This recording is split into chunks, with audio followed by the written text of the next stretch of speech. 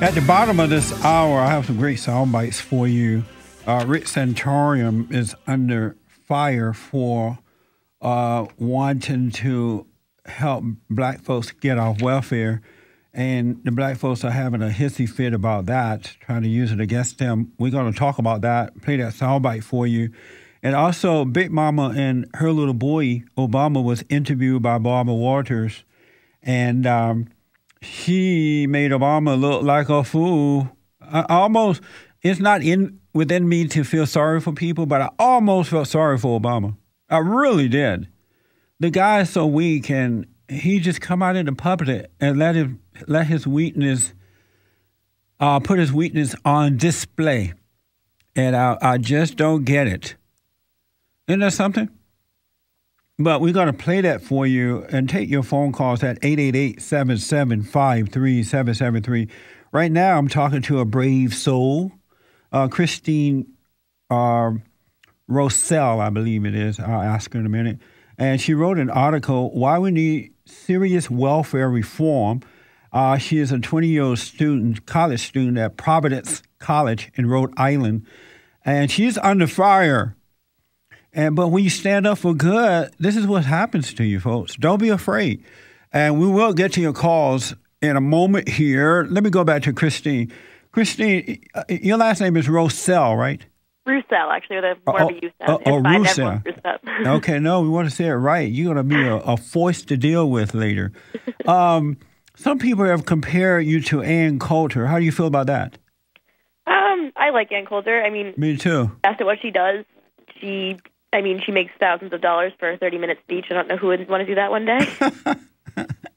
So what do you plan to do? You're a junior in college right now. What are your plans? What's your what do you plan to do after college?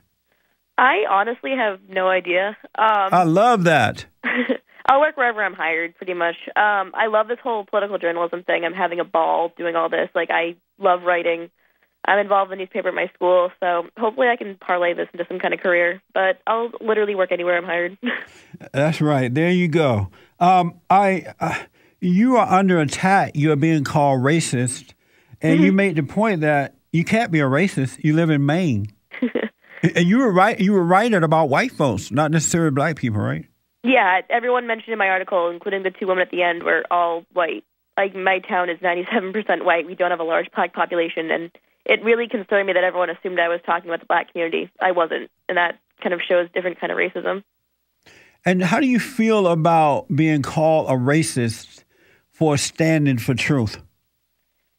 It was definitely unexpected. Like, I was reading the comments and saw that, and I was like, what are they talking about? Like, they had no idea. So, I mean, yeah, it was hurtful. It was surprising in some ways, I guess not surprising in others, but it was just, I felt like they had nothing else to throw at me, so they were just going to try racist. It was interesting to me is that they just assumed that you were talking about black people. And where is that assumption coming from?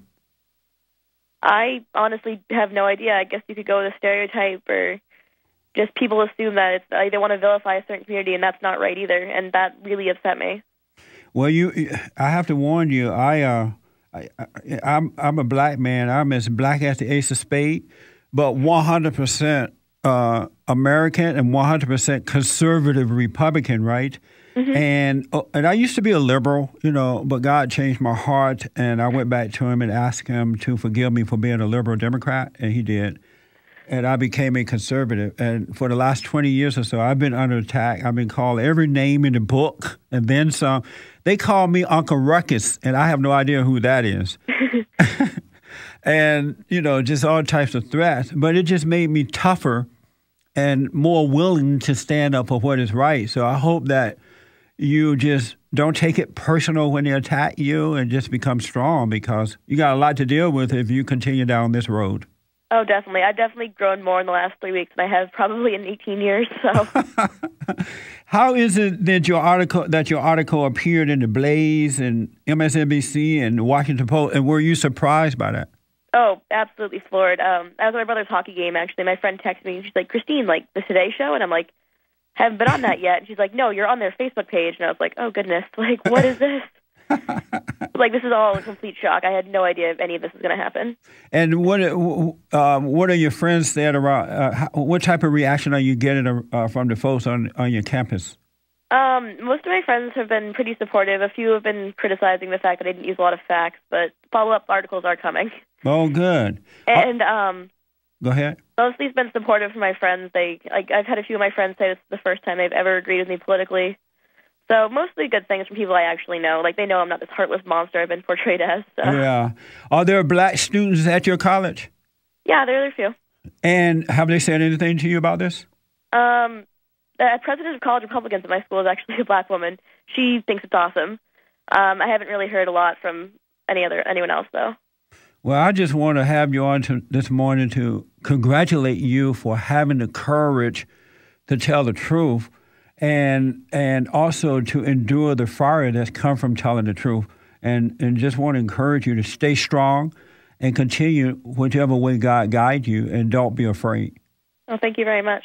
How can people get to your website and read more about what you're doing? Because you just said there are follow-ups on this particular article. Well, I have a Twitter account at my C. Rousselle. My last name is spelled Rousselle. And you can find my Facebook page at facebook.com/CRousselle. Actually, I think it's Christine Rousselle TCC. Sorry about that. No, repeat that for me. A little slower. Oh, sorry. My Facebook page is facebook.com/Christine Rousselle TCC. What do your parents say about this? My dad loves it. My mother, honestly, is the most apolitical woman in the entire world. And she didn't even read the article until 2 days after it was published. She's happy I'm having successful, and she's happy I'm happy, but she honestly has no thoughts on the matter. Right on. One last question here is, what type of reform, and I may have already asked you this, so forgive me, what type of welfare reform would you like to see, what you think the country should do? I think they should, like as I said earlier, itemize food stamps, like you can only get certain items from it. That would help healthcare costs, too, because people would be eating healthier and living healthier. Yeah. And I would like to see temporary assistance for needy families changed so that a woman would have to be a widow to receive it, as opposed to just a single mom. Like, people wouldn't be encouraged to have children out of wedlock. Yes, troubling. Yeah, I would like to see, to add to that, is that don't just give it to them, make them earn it in one form or another, even if they have to go and volunteer some work for a couple hours a week or something. Make them do something to earn it, because otherwise you spoil them and they lose that desire to take care of themselves. Oh, absolutely. And I'd like to see a drug test, too, because I had to be drug tested to get a job at Wal-Mart. And I think they should get it to receive my taxpaying dollars. I know that there's some stores that will not accept food stamps. And I hopefully Walmart would change their policy, too, and just don't allow these people to do it. That would help bring on a change as well. Mm-hmm. Christine, I wish you well. I look forward to hearing more from you this year, and keep up the good work, all right? Thank you very much. All right, thanks for coming on. Well, thank you for having me. All right. We're going to take a quick break. Back in a moment, coming back to your calls. This has been the Jesse Lee Peterson Radio Show, produced by Bond Action. To access the podcast of this show, visit us on the web at bondaction.org.